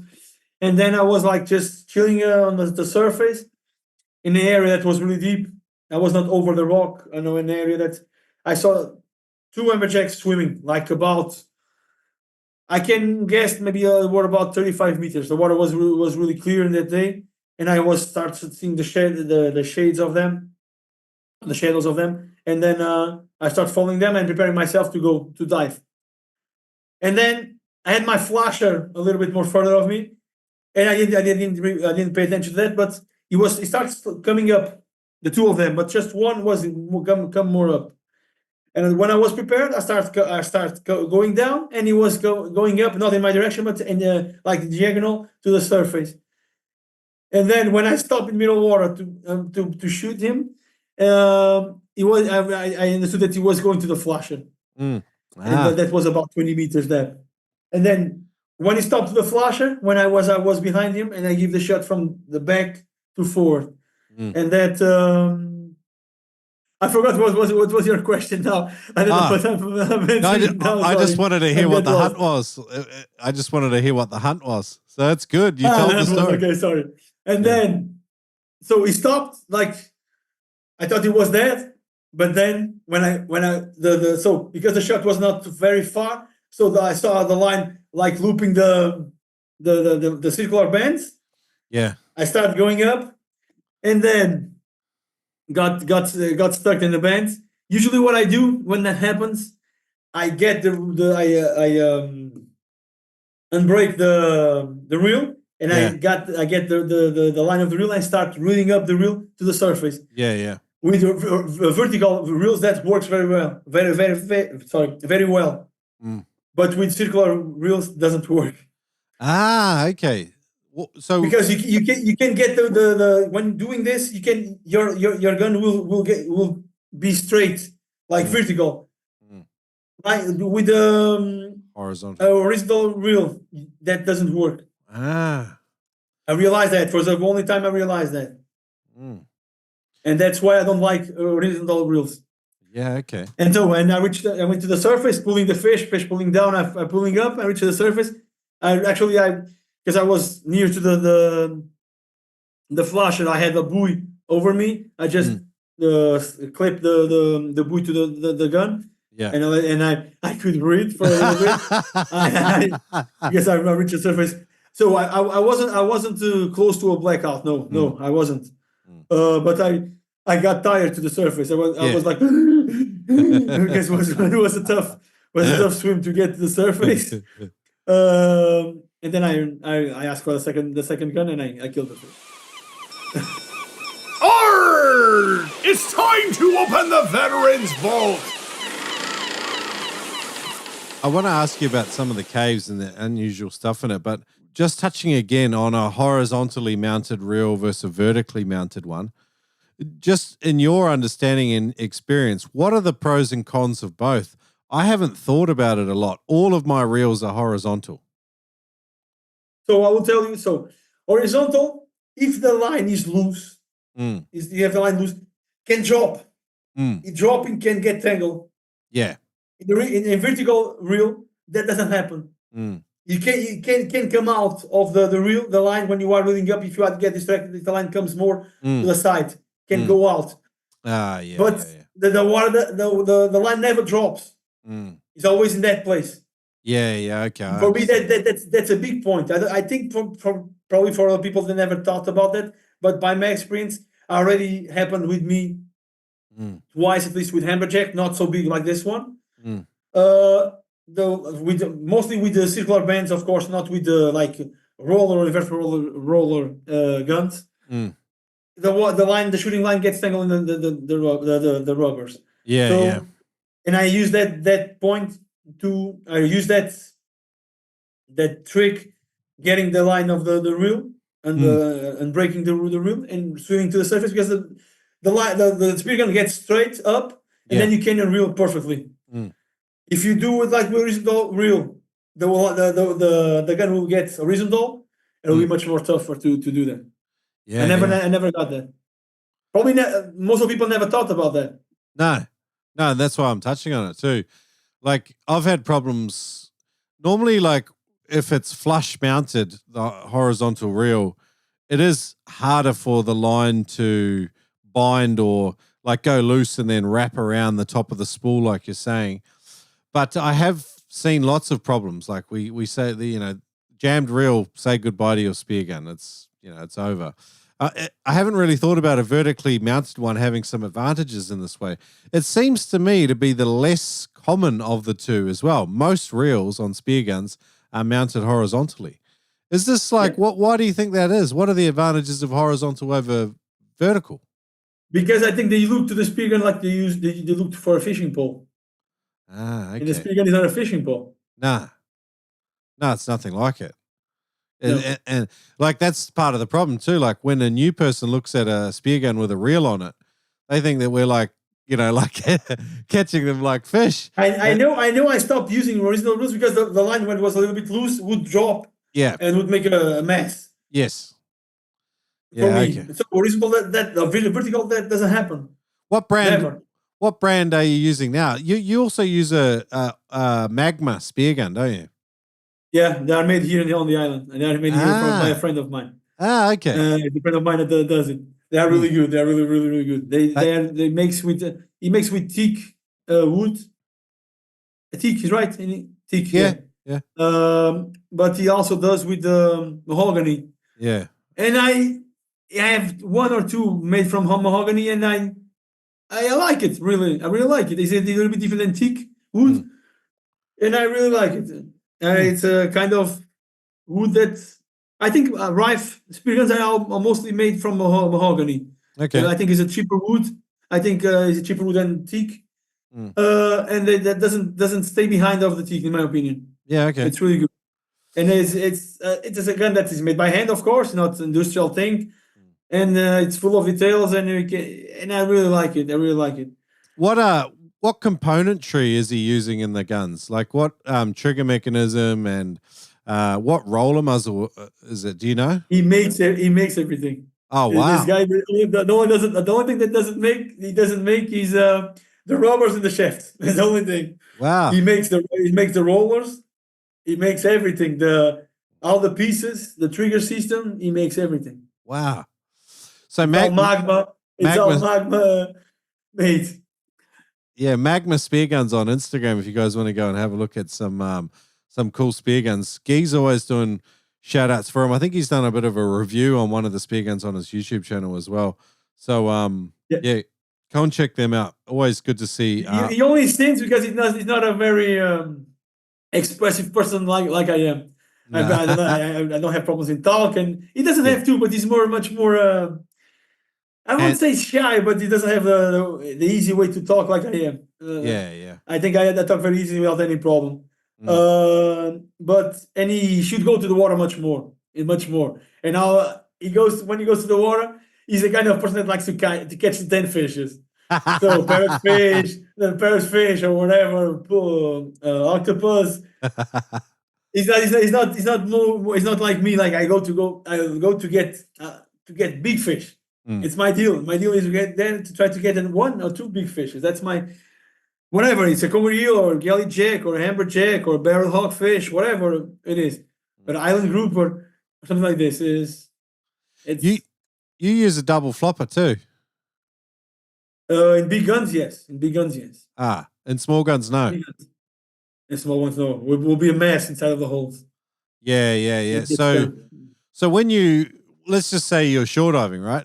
Do you take two spear guns out? Do you have one clipped off? When I go from the shore, yes. I always have one in the buoy on the board and one in my hand. And you'll normally have a hole hunting gun and then a bigger gun? When I go from the shore, depending in the summer, I like to take one 195 and one 110, 120, 115 spear gun. Depending. In the winter, usually it's 195 and 105. Okay. Yeah. So they're not big guns. They're fairly small, maneuverable guns. Yeah. Because when I go from the shore, I do some agachon. I do some bottom wading fish. But mostly I go to the caves because going from the shore, just certain places you can see some fish coming in agachon. Other ones is rare and hard to see some nice fish. Besides like parrotfish, but I'm tired of parrotfish. I like to catch one or two just to have it home, and that's it. Some people goes to the water and catch 10 parrotfish. Just to clean parrotfish. It's a mess. It scales. So they have a lot of shit in their bellies and everything. So they stink. Yeah. I always gut them when I'm out there because they're very good burley too. They're nice. They are really nice eating fish, and you can do a lot of things with it. So people here like to salt it like they do with the codfish. Salt the fish and you can do all the dishes you do with the cod. For example, for me, I think eat caught fish here in the Azores is very stupid. We have much more better fish, and why you have to eat that fish that is imported from Norway? We are doing some pressure in that species in Norway for nothing. We have much better fish. Yeah. We have much better fish. I think this is my personal opinion. I think that exporting and importing seafood should have really high tariffs on it. And I know this is cruel for countries that don't have good fish, but I feel that to protect our own local fishing and to celebrate it and to reduce our carbon footprint and all of the other high and mighty goals that everyone seems to talk about but do nothing about, I think we should all have these strict laws about importing seafood, because the best stuff, the most sustainable stuff, should be right where you are. And you have a direct stake in making sure that your fisheries are managed properly. In Australia, like I think it's like 65 or 70% of seafood is imported from often like really poor countries that do not have decent fisheries protections in place. But we feel good about it because we're importing their shit here. Those poor buggers, well, we're giving them jobs, but they're ruining their environment. And then we're not even buying our own locally made stuff and locally caught stuff. I'm just like, this is stupidity of the highest order. I don't understand. So, and since I work in the airport, so I lead with cargo. You don't have an idea how many tons of fish passes by the planes. Wow. I remember when I was in training on job to start my job. I remember I load in a bulk of a big plane, 3.5 tons of fish. Wow. It's a lot, eh? It's a lot of fish. And then someone online on Instagram tells you that you're evil on Instagram because you caught 2 fish. Yeah. Oh, you shoot a fish. Yeah. How you can do that? Yeah. And I know a person. I won't tell you who is. I have a friend that is from San Miguel Island. He loves to do scuba diving, and he tells me, I can eat Dusky Groper from a fisherman, but I never will eat Dusky Groper that was caught by a Spearo. Even of course, it's illegal, of course, but I never will eat. And when you think it's much more humane catch a Dusky Groper from a Spearo than like from a fisherman that hooks the fish and lets the fish die. Yeah. Like slowly. Yeah. I don't understand that kind of stuff. I don't think they understand it. I can't understand. I don't think these people understand it either. It's weird. And it's a person that guy was Spearo before. He sounds like a special kind of stupid. It's stupid. It's stupid. Yeah.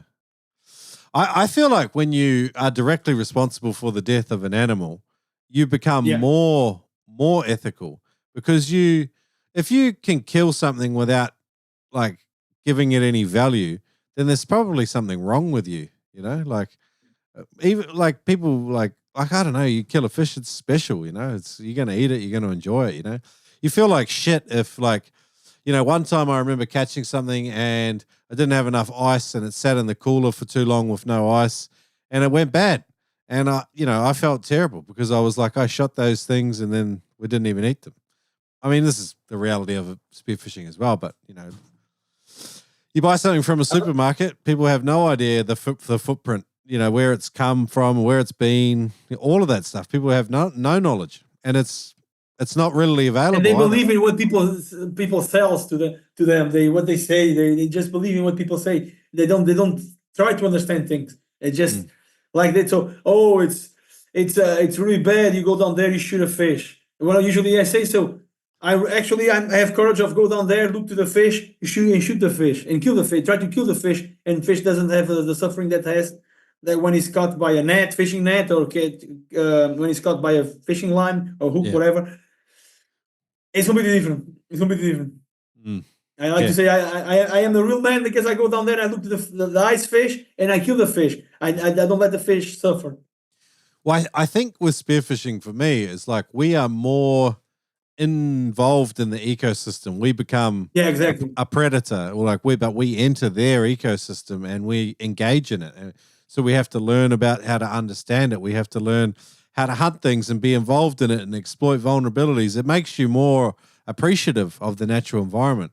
when you catch something from a boat, whether it's a net or a rod, like both of them have forms of skill, but they're not as involved in the process as we are when we're under there in the environment. Completely. Yeah. Sometimes I look to a fish and I don't have I just don't have the will of shoot the fish. Happens. Yeah. I don't feel. Yeah, Can yeah. happen. I Can understand. happen. It happens sometimes. Sometimes I just enjoy all that school of fish passing around. It's something that people, I think it's hard for people to understand. And then and the point is when you have money involved, so people doesn't care. Yeah, yeah. People just thinks money. So of course I need money to live, but money doesn't guide me. One of your YouTube videos too, and like all of your YouTube videos, you tend to try to capture some really cool David Attenborough type moments, where the sea is alive. One time you were looking in this cave and it was like full of it looked like a mantis shrimp. Is that right? The cave, do you know what I'm saying with mantis shrimp? You know what? I might have to show you a picture, see if I have it right. I'm not sure. I didn't see them. I didn't see them up close. Was in the cave, you said? Nah, they look like this. Shrimp. Okay. I know. Is that what it was inside it's a the different cave? kind. Yeah. I think it's a different kind of shrimp. Okay. It's a local thing. I don't know I don't know which one of them is, but I think it's the narval shrimp and the striped soldier shrimp. Okay, yeah. One of these caves was just loaded. Like I was like, wow. No wonder. Sometimes they get loaded. No wonder the fish are in there. There's so much food. So yes, it's nice for the Conger Eel or the fork-beard fish. They eat them. It's really nice. So what happens those shrimps? What I heard about or I learned about. So they come during the night. They come up more close to the surface, and then sometimes they don't go down, and it's just stay inside of caves because we have some seasons, or I won't say a season because I never pay attention to that. If it's a certain season, but sometimes I go to those places and it's completely full of them. Wow. Sometimes it's even hard to see if there is any fish behind them. Yeah. Sometimes it's really hard to see.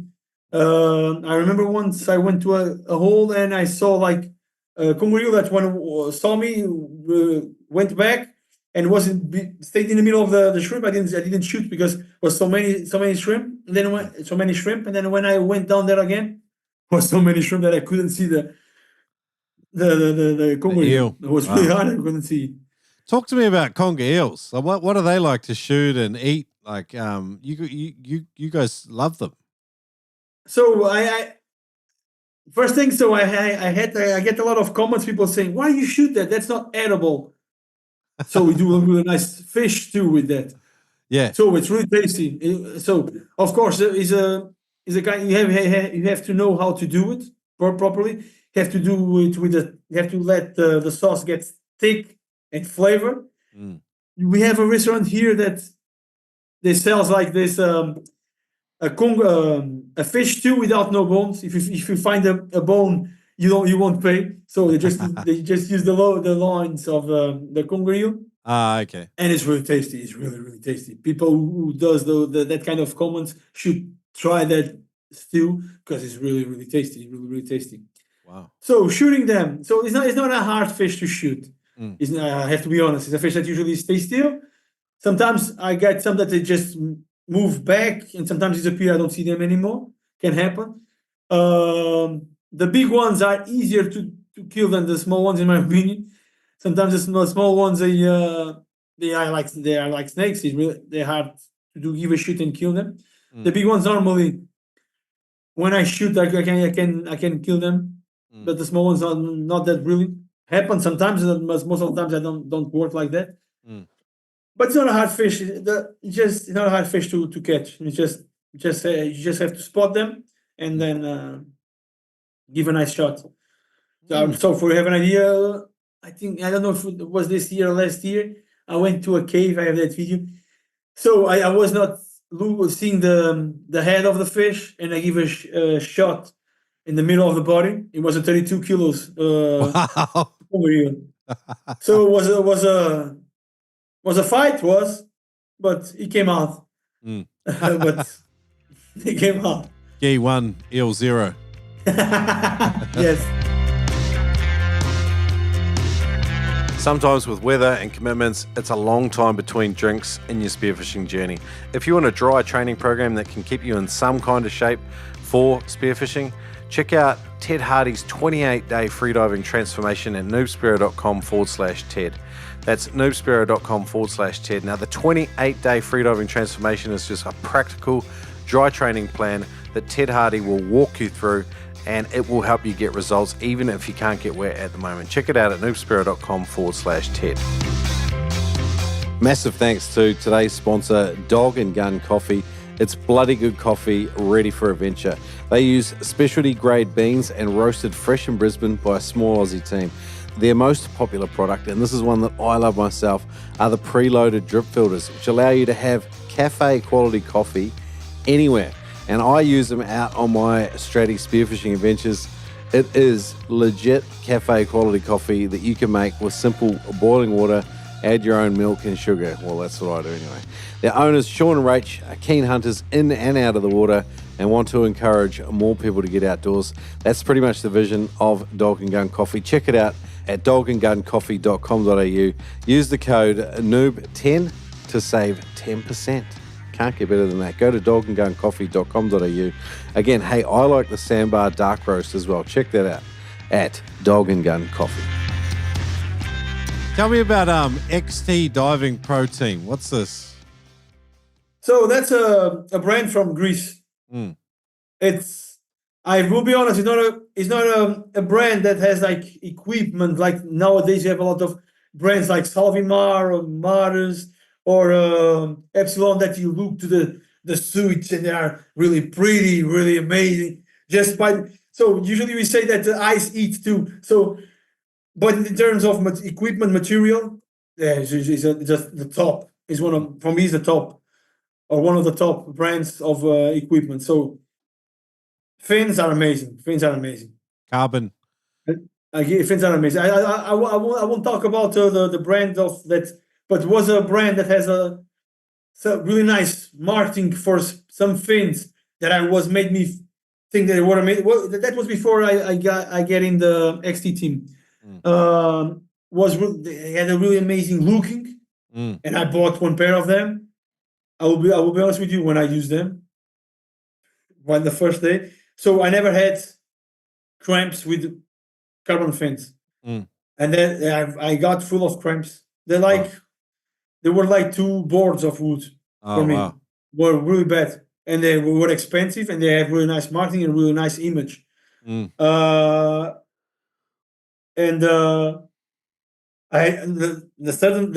same day I used them by the first time, I put them. I start selling them in the Facebook or something like this. And the guy that sold me started talking to me. Well, what's happened with the fins? And I told him I didn't like them; they were really bad. And he accepted them back and gave me the money back. So I didn't have to sell them. Was really bad. That was really good at that point. And then XT diving. So I start by the lowest. They are not bad, but by the cheapest ones, the T4 long.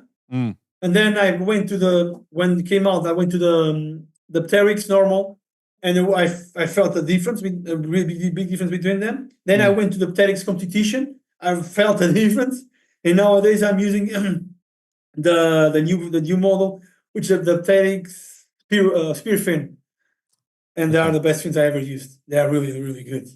Wow. They worth every penny for sure. They are really, really, really good. Sometimes with fins, people talk about, and in Australia and New Zealand, we have brands here that are very popular, like Ruku, Diver, Penetrator. These brands are very, very popular. They're not as light as a lot of the European brands, but they're a lot stronger, like a lot more durable, and they also seem to be able to give you a lot more acceleration very quickly when you want it. Like, so, when you shoot a big fish on the bottom, sometimes you want a lot of power, at least for the first 5 meters of acceleration, because you might need to pull a fish off. Sometimes with the European fins, they're beautiful to use like in a very controlled environment because they're soft and light and gentle. But when it comes to that acceleration and the durability, that's where we sort of sometimes go, yeah, no, maybe not. Talk to me about the ones that you're using. Are they still like durable? Because it sounds like they're great performance, but are they also tough?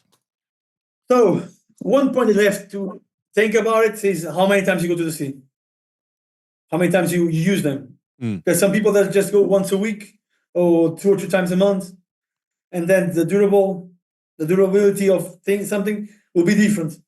I go to the water a lot. I go to the water a lot. I use them a lot. So so the ones I use are all the fins I use from XT diving. I use them a lot, and I just break think 3 blades. Okay. One of them was in one of the ways they say you shouldn't do. So just so just after that I read that. I didn't know that.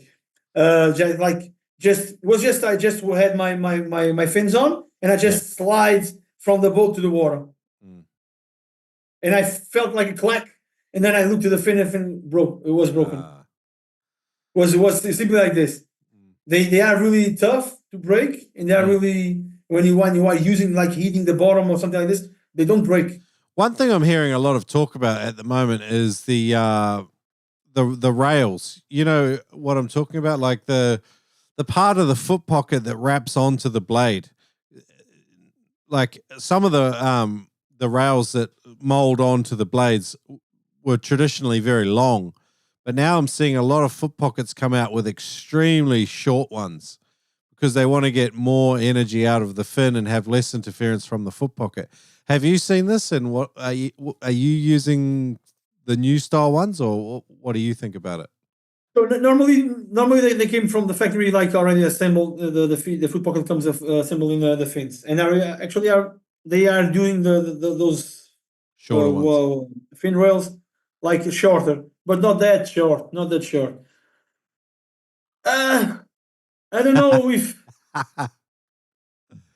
it's like so. I think for me it's something like the volume of your mask. So for me that's so stupid thing. If you are doing pure free diving, okay, that can make a big difference when you are doing like 100 meters depth dives, something like this. But spearfishing, I use the same model of mask since my 15 years old. It's not the same mask, of course, but I can tell you which is Boscha Mundial. Yep. I really like it. Works perfectly in my face. I don't think that volume that has more than other masks will make a big difference. Yeah. Sometimes I think it's some marketing or something. You sound like me, Guy. You sound like me. Like you're just very like you just like gear that works, and then you just like that does it works. Yeah, that for me is important. So for me has to work is like so I use like a wetsuit made by measure, which is very comfortable for you. It's something that I use since I think I am in the XT team since 2013.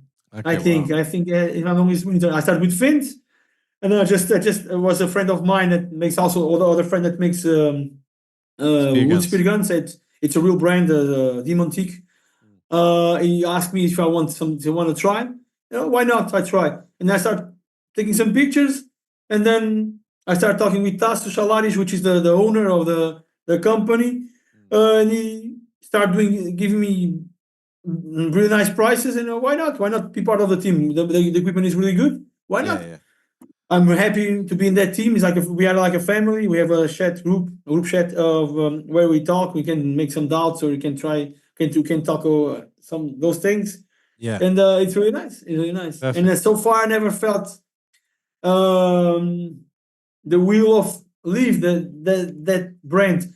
And sometimes you look to brands. So I never tried, and I'm not saying that it's good or better than XT diving. So C4 looks like a really nice brand. Has really beautiful camo suits.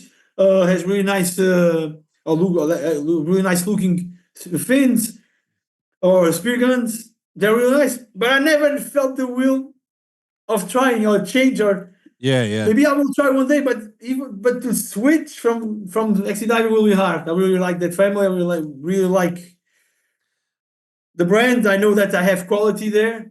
So, and the thing also, I really like the Tasso Salaris, which is the owner. I talk with him when I need, and that point is really nice. I like to get bonds with the people.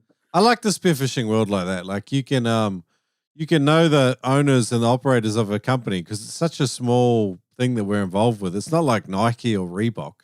You know, these are just small family-owned businesses, you know. So it's cool that you get to talk about them a little bit. So XT Diving Pro Team on Instagram. Again, if you come to today's show notes, snoopspearo.com/Gui, GUI, I'll link up some of the stuff in there. But it's cool to hear a little bit about your philosophy on gear. I think for you, Gui, maybe there's an English saying. It says, if it ain't broke, don't fix it, you know? Have you heard that? Yeah. I think, so, yeah. Would that be fair? Yeah, exactly like that. Yeah. What about funny stuff, man? Sometimes, like if you're doing a lot of solo diving, the funniness might just be you. That's the beauty one of the beauties of diving with someone. You can laugh at each other, you know? Tell me some funny stuff that's happened to you. Funny stuff. Let me try to remember. Underwater or like in this kind of around spearfishing. It doesn't have to be in the water. Around spearfishing. You can tell a poo story if you have to, man. I'm trying to remember. I think I never put that in. I have a really funny moment. We have arrived in the place where we got in the water to get out of the water. I was with my friend, a friend of mine. He likes spearfishing, but he doesn't so devoted like me in spearfishing. He likes, but he just makes for doing it. Nothing special, not so dedicated like me. And I remember he arrived land before me, and when I was arriving, he was coming to see what I catch because he dives shallow. Normally doesn't dive side by side with me. He's more close to shore. I'm much more out of the shore, and he was coming. I'm just laughing because it was really funny. So that place has stairs, and I remember I went down just to check something in the bottom, and as I was coming up, before I go down, I saw him coming to go, and it was going to start going down the stairs. I went down. When I came up, I just saw him right in the air. He just slapped in the step. It was completely in the air, and result, and he hit the floor really hard. He hit the floor really hard. He tripped over. I was really worried about him, and I just said, "Hey, are you okay?" And when he said, "I am okay," I started laughing without stopping. It was really funny, and we came to home just laughing because of that. Oh, wow. This was one of the funniest moments I had. But I probably had more. I'm trying to remember. I have a collection of moments in the water. I'm trying to remember. You're a fun guy, so probably many. It's the only one that's coming up because it was maybe 4 years ago, and it was really, really, really funny. I have some faster questions. Maybe if you think of another one, you can share it. But for you, what would be your fish of a lifetime? A fish of a lifetime. I have a dream of catch like a marlin, a big marlin. So people, I would love to. So I already caught some tuna, nothing really big like other people. I didn't have that luck yet, but I hope get that luck. And my dream fish, I think, would be like a blue marlin or something like this, a big one, like 200, 300 kilos, would be my dream fish. Again, that fight, because that will be a big fight. And he has a sword, and you never know what can happen. Yeah. He has a sword, and you probably already watch videos on YouTube or whatever. So people fishing them and they jump to the boat and kill people. So that probably is my dream fish, but since very young. Tuna is of course a dream fish too, but this one I think marlin makes you feel more respect. I think. All right, who has been the most influential person in your spearfishing? And nowadays, or of my whole life? Your whole life. Whole life, I had two persons that were very influent in my life.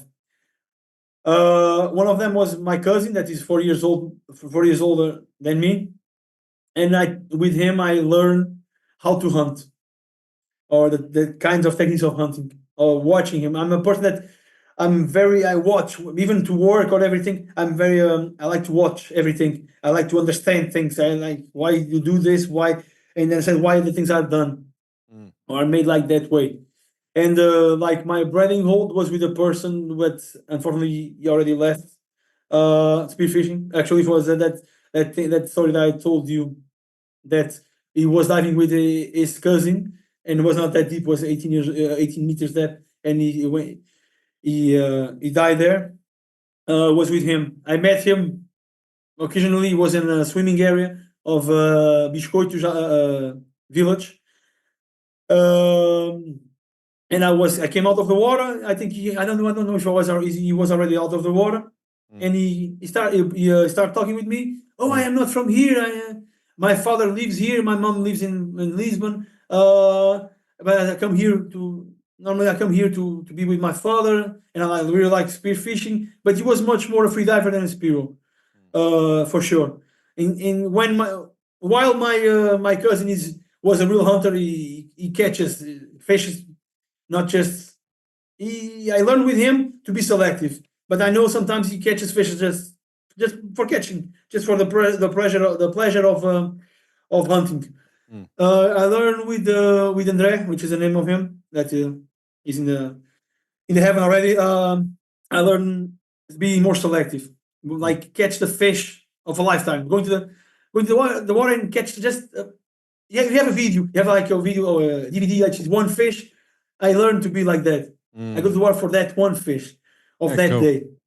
Very cool. Those are probably the two more important persons of my lifetime. I remember with 15 years old, I already was diving like 25 meters depth or more. Wow. Because of that, Andre. And I remember diving with my cousin, and his father was in a boat, and he was like, I didn't have line enough, for sure, because I was diving with the line, float line attached to the spear gun and the boot, and I didn't have enough float line to go as deeper as I could go. I remember he was like, "What?" That's cool. Last question, Guy. Could you describe what the spearfishing experience means to you in one sentence? In one sentence, okay. What means for me? Spearfishing, it's my life for sure, because I always lived for that. I think my whole life was commanded by spearfishing, by being the best I could be in the water. I never was very attracted for alcohol. I never was attracted by drugs, and probably because of spearfishing. While my friends were going out to have fun, I was going with them. They were like having some light drugs, or they were getting drunk. I never. I remember go out like have fun. Of course, I like to have fun, but coming home, get to the bed at about 6 a.m.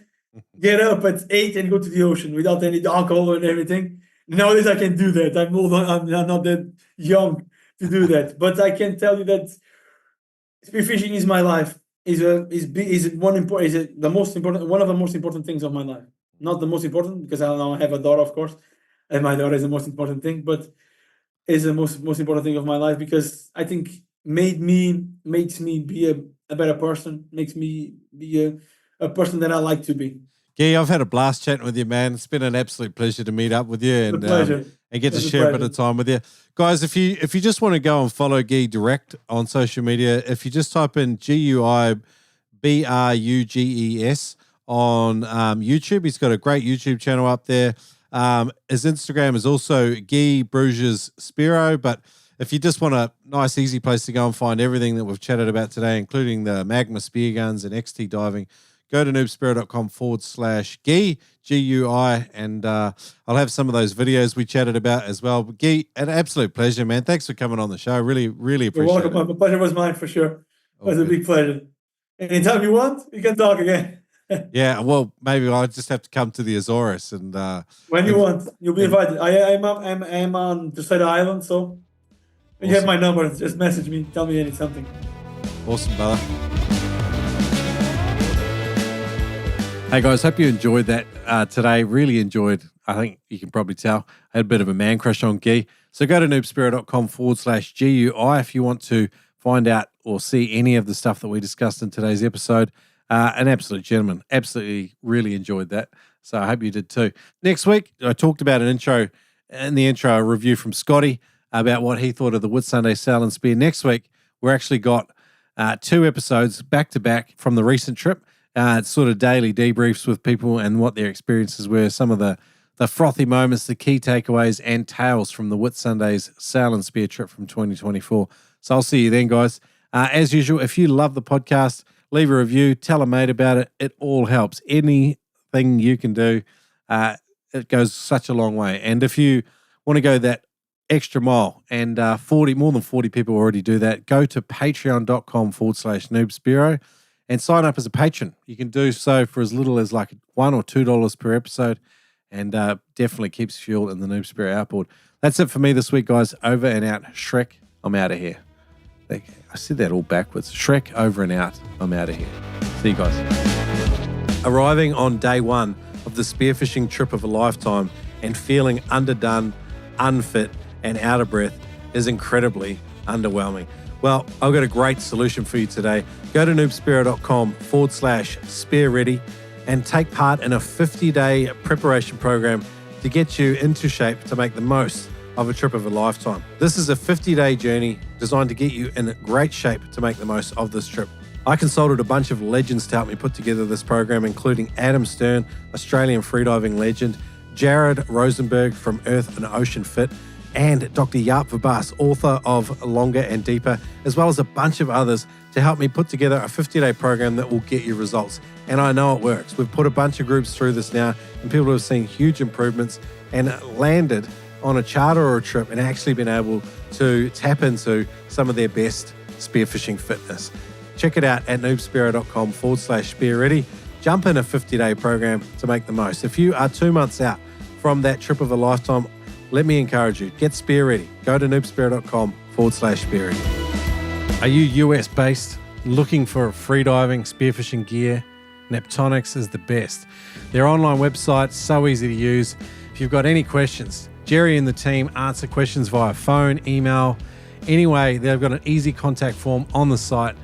These guys are absolute legends, and if they sell it, they believe in it, they back it, they use it themselves. It's tough gear that works. Visit neptonics.com. Use the code NOOB10 to save 10% on any order at neptonics.com. That's right, use the code NOOB10, NOOB10 on your next order. Save 10% at neptonics.com. Today's Noob Spearo podcast is brought to you in partnership with Adreno. Live it, breathe it with the world's largest dive store. Huge range of equipment, always growing, always changing. They are the world's largest dive store. They are available just about everywhere. They have hassle-free returns, massive range of equipment, price match guarantee, and you can check them out online. You can even use the code NoobSpearo to save $20 on every purchase over $200 at adreno.com.au. Check them out. Boom.